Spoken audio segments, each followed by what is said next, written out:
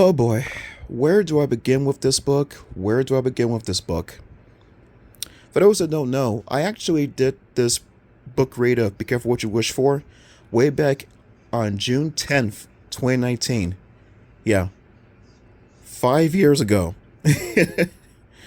Probably near 5 years ago is when I did this book read back then, and I thought to myself that I wanted to read it again if it got chosen for that poll, that is. Because the quality back then was not that great because the acoustics in that office I used to work at was not that great. So I figured doing it in my own home would be even better. And I hope that you guys enjoyed the read of it this time around too, but this time in like a clearer, position than it was the last time. And I don't quite remember everything I said in my review for that last video, but I'm pretty sure it was something that was kind of like short and sweet because it was within the same video as the last chapter. And now I have a lot more to say about this book now that I just got done reading it again and get my own take on the book too. The book really tries hard to get you to feel bad for Sam, and it gets you to really hate Judith. It also at some point gets you to kind of think Clarissa is just a total nutsoid woman. Some of those facts would be true if not for the fact that most of the way the book is written, it kind of just attacks itself, like it just falls right flat in its face when it comes to making the story make sense. Because whenever Sam makes a wish, it never really seems to have any kind of good results afterwards, as you've already read the book yourself, so you heard me read the book to you too when it comes to her making her wishes. Another sad thing about the thing too is that she never really gets the chance to wish for anything that is actually fun, anything of her own. It's usually just to correct or at least try to correct a mistake that she made, but she never learns from it though. That's the very dumb thing about Sam. And before, I used to feel very sorry for Sam when I got to the, dark ending of the book in a sense. But after all that time has passed, I actually don't feel sorry for her anymore. And here's the reason why. You're getting upset over a girl, I want to really say a nothing girl actually, that's shorter than you. Okay, remember, Sam is a tall girl. For what she said, the tallest girl in the school actually. And she's letting someone who is not so tall get under her skin. And I just had no idea why. That's kind of like saying when you have a muscular person, okay, and for some reason this muscular person is letting a scrawny shrimp guy just piss him off, get under his skin, and not only that, just freaking terrified as all hell because of what this scrawny guy could supposedly do. It just seems like a mismatch, but in this case, it actually works. And I just don't understand the reason why. And a lot of the torment just kind of, I wouldn't really say it came from Judith. It kind of just came from just Sam's, acceptance of Judith tormenting her. And it just tormented her even more. I wouldn't have given a shit, in all honesty, if that was me. Because if I have a person that is not, respectful to me or something, or they try to bully me and stuff, that's the reason why you have principals in the school, teachers in the school too, your parents, on the outside. Do something about the situation, not just freaking let the situation just really get under your skin to a point where you pretty much have a, I don't want to really say a nervous breakdown or a mental attack or something like that, because, this girl really let this other girl just really get under her skin, just pester her and stuff, and it wasn't worth it in my mind. It wasn't worth it. And I know some of you are probably going to say that, well, Sam is, 12 years old and stuff, and she's, just a kid, just knowing you better. The reason why I call bullshit to that is because she's aware about what other things are going on around her too. She's pretty much, she's narrating the whole story for us as her whole thing is unfolding. And it's not that she doesn't know any better, she just doesn't freaking learn to do any better. And this is a character that I, really cannot feel myself resonating with because she never learns from mistakes. She never really, she tries to learn, she tries to do the right thing, but it never turns out right. And then when it comes to her wishes that she gets from Clarissa, and another thing about Clarissa too is that, she doesn't really seem like she's a villain. She's just an, old woman that was trying to get to where she was trying to get to. She was lost along the way, and she was trying to, ask for directions about how to get to where she was trying to get to. And even though Sam was kind of skeptical about her and stuff, she just figured, might as well just try to do the right thing still, because it's just the right thing to do. Fair enough. Now, when it comes to the wishes, this is the reason why you have to really be careful what you wish for. Because when you say the wrong stuff, even though we understood what she meant to say, it just never really resulted in the way that she intended for it to come out. Like saying stuff like, I wish to be the strongest player in the basketball team. No, just say, I just wish to be a better basketball player. That's all you had to do. And then when it came to the second wish, this one I can actually kind of give the L to Sam, even though people are going to probably say that Clarissa was the one that screwed her over. Okay. Well, it is true that she came out of nowhere and she granted that wish out of, passion that Sam had made. Okay. Sam really should not have cared too much about trying to do anything to try to be respectful to Judith. Because remember, the whole time she's been pretty much just mean to her. Okay. And every time that she, whenever she tried to do something to show, respect to her, trying to see if she was alright after her first wish had just gone terribly wrong and made everyone on the basketball team just get weaker, she just wished for her to disappear. Just don't understand why she just let her, what she said about her being a witch and stuff. Of course, it's just, just what she just assumed of her, though. It doesn't mean it's actually true. But,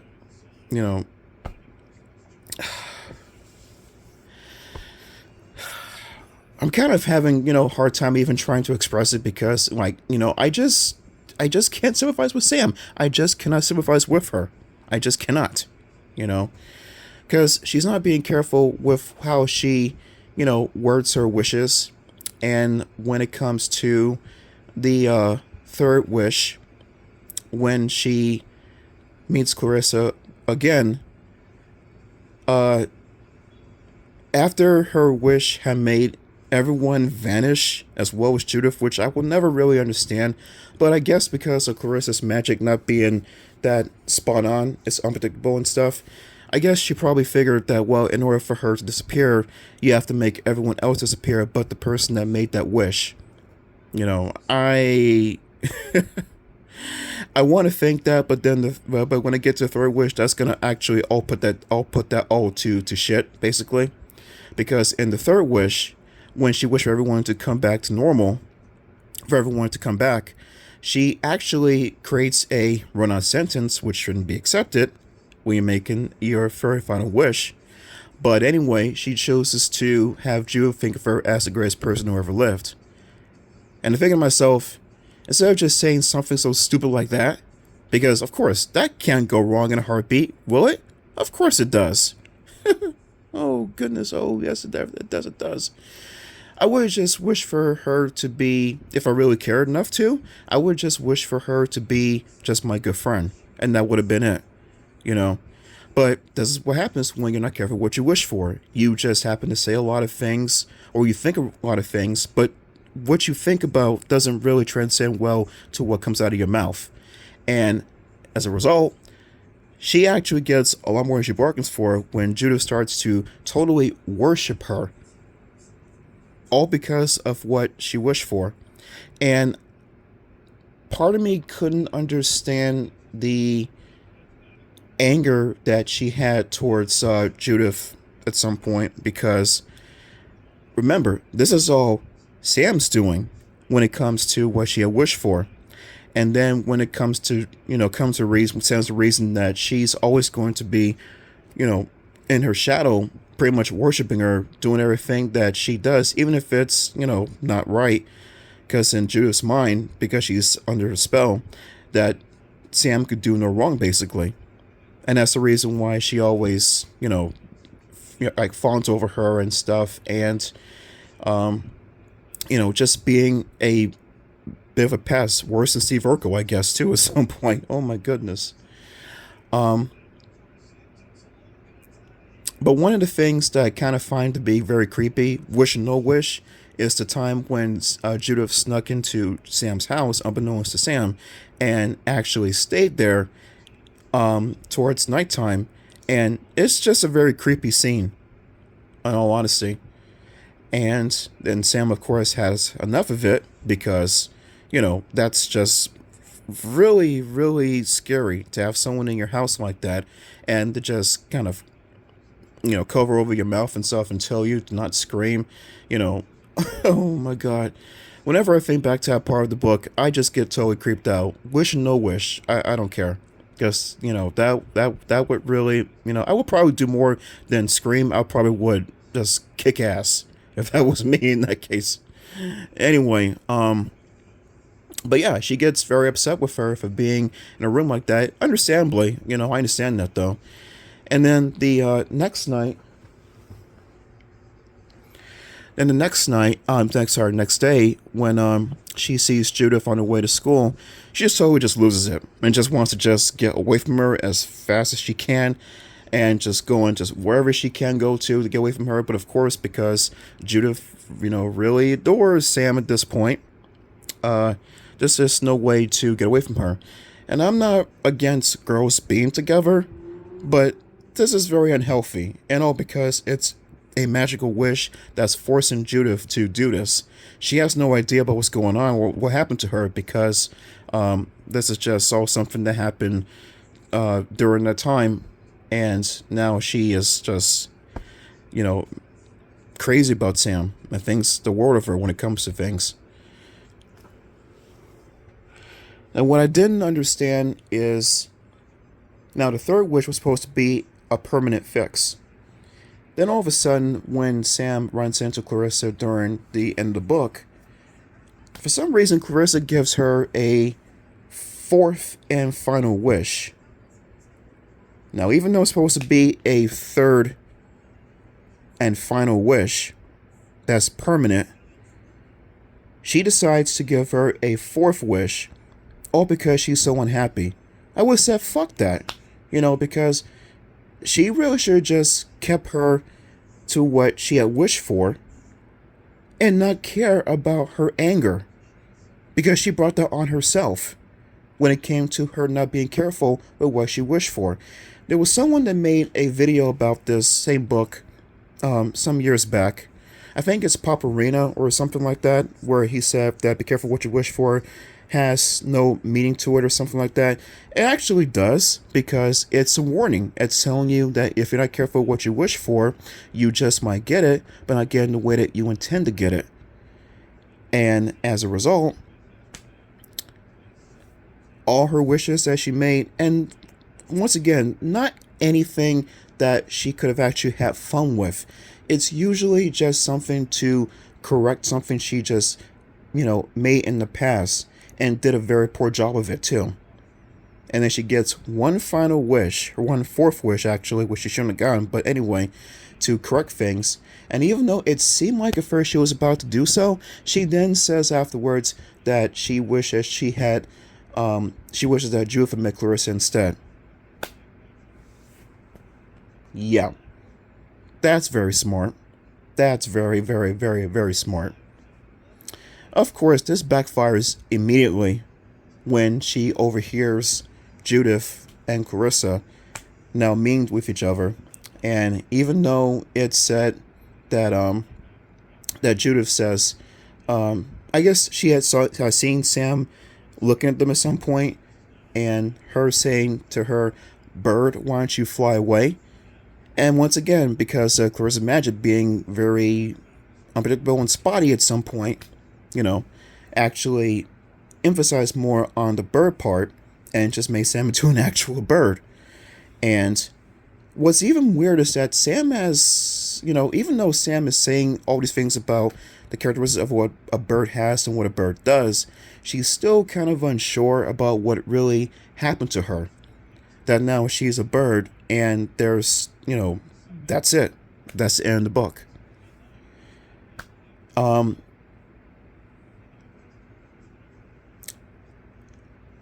Looking back at the TV series version of it too, they changed the ending, I guess, to give Sam some justice, even though I really don't think that she deserves justice, because it's not really getting her to learn anything. She's not learning to be careful what she had wished for, because it's like saying that whenever that you make a wish and you don't really think about how you should word it, it's okay, because as long as a person just has some kind of idea about what you're talking about, it's fine. No, it's not. Because it's like go to a restaurant and you order something. You just give a vague explanation about what you want, but you hope that the person behind the register actually, reads your mind. And sometimes you might get what you want, and sometimes you might not. But it makes sense to just be very clear and have an idea about what you want, instead of just thinking that the person there knows what you're talking about. As it turns out, the ending for the TV series has it where Judith, she makes a wish from Clarissa, and she turns to an actual statue after she said that she could be, she would be like, I think idolized or liked by everyone, or something like that. I can't forget what she actually said though, but the whole idea was for her to be pretty much just liked by everyone in a sense. And as a result, that kind of turned her into a statue, because once again, Clarissa's magic just works however it freaking wants. And that's how she, comes into being an actual statue. And at first I kind of thought, when I saw the end of it, where they have like a bird land on Judith's head, now that she's made into a stone statue, that the bird was just a random bird that's ready to poop on her head actually. But then I kind of think about too how they decided to put both endings at the end of the episode at the same time, where we see Judith's fate and we probably potentially see Sam's fate in terms of the book, because it doesn't really ever explain about what kind of color bird that she turned into. It just says that she's just, we just know that she's been turned into a bird, because now she has feathers, she likes to eat worms, and she's, just flying happily in the sky and stuff, even though the family has no idea what's happened to her and will probably never see her again, which is just really sad. But the reason why the book kind of sucks is because the book does a lot to really get you to be confused about who you should really be siding with, and if you even really should be, making wishes, because this girl here didn't know what the hell she was doing. No, it's just telling you basically just be very careful about what you want, because this isn't like the Monkey's Paw, which did the whole wish thing a lot better than this book did, in all honesty. And I really just I have no feelings for Sam. I really have none anymore. I used to back then, but not anymore, because I really felt like that she was just bringing all this stuff down herself, and there was just no reason to, all because of some girl that was trying to, just bully her and stuff. And like, how could she even dare to do that? I mean, she's shorter than her. She could pretty much got stomped on if Sam really wanted to. I'm not saying do it at school, because of course that's grounds for suspension or expulsion, but if you happen to have, do something to her, like off the school premises and stuff, oh, it's on. It's on. I'm not trying to condone fighting or anything like that, but sometimes when you have a person that really goes too far and actually pushes you to your limits, you know, enough's enough. But I was really thinking that Sam should just not care to think about what Judith thought about her and stuff. And she seemed to have a good friend in Corey, even though I kind of figured that it was kind of a little bit more because she said at some point that he was kind of cute, you know. And, you know, he tried to give her some inspiration too and some, you know, some good confidence in herself too. Um, you know, but too bad we didn't really see that go anywhere either. But anyway, um, yeah, so with this book here, I feel good to read the book to you again, but I wanted to get more of my points out there about what I really felt about the book, you know, many years later now. It's not a good book. I mean, it's okay, but it's not really a good book because it just has, you know, some characters that don't make sense more so with Sam than with anyone else. And then when it comes to you know, just the whole point is making about wishes and things. You know, it's just like the book says, be careful what you wish for. That's it. And if you don't, then you could actually end up being a bird flying in the sky somewhere and eating worms for the rest of your life, and no one will ever see you again. But what can you do? Anyway, guys, that's been the review for the book. Be careful what you wish for, and I hope that you enjoyed the read as well too. If you did, leave a like, comment, subscribe, if you wish to do so. Until then, guys, take care, and I'll see you real soon. And don't worry, I'm going to do another rereads at some point as well too in the future. But for right now, I'm going to do another main Goosebumps reads for you too, and I'm going to make a poll about that at some point too, guys. Take care, and I'll see you real soon.